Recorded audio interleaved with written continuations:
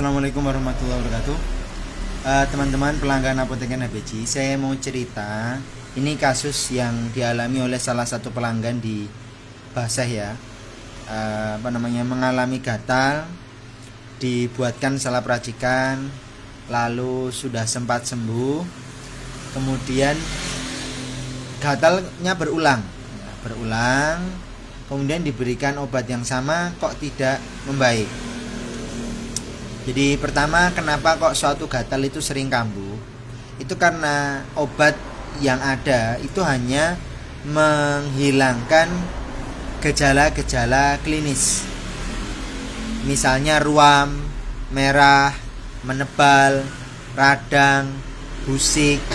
Termasuk gejala klinis itu adalah rasa gatal yang muncul dalam kulit atau di permukaan kulit itu menyebabkan gatal. Itu yang dibantu dengan obat.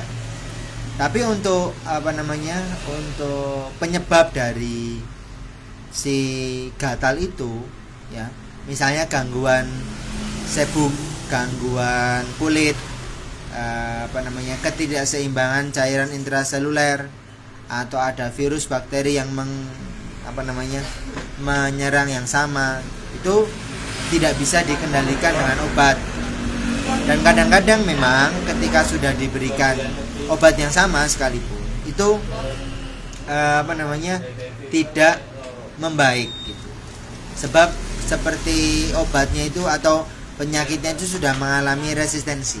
Jadi kadang-kadang membutuhkan dosis yang lebih tinggi. Ini khususnya pada pasien-pasien dengan kambuh berulang ya, penyakit-penyakit berulang. Sehingga biasanya kalau pasien-pasien berkali-kali gitu ya, berulang gitu, saya menyarankan supaya perbaikan pada aspek nutrisi, kemudian higienitas ya, harus bersih gitu. Termasuk juga tidak digaruk. Gimana caranya supaya tidak digaruk?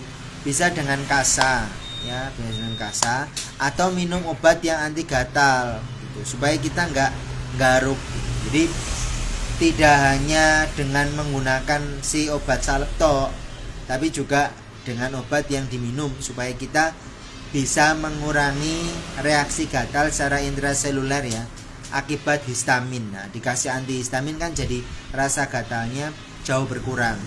Kalau disertai radang berarti yang disertai juga anti radang dan antihistamin. Bisa ditambahkan juga kalsium, itu akan membantu sebagai acupan yang akan berikatan dengan sel-sel yang ada dalam kulit itu, sehingga rasa sensasi gatal itu tidak terjadi.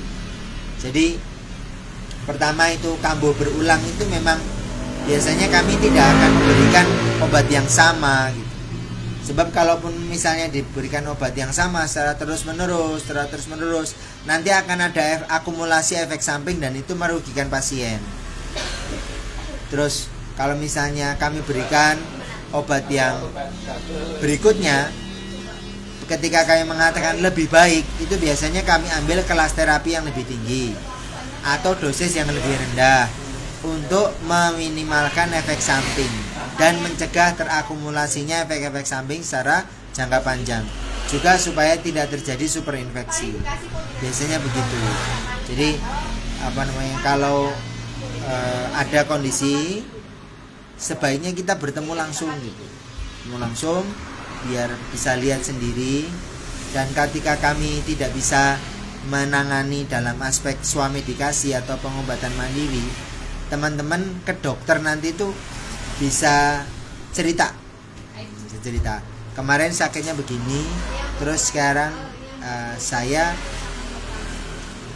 merasakan seperti ini dan saya ingin diobati seperti apa. Jadi tidak semuanya kemudian akan kami tangani, itu enggak. Kami hanya menangani penyakit-penyakit yang ringan saja.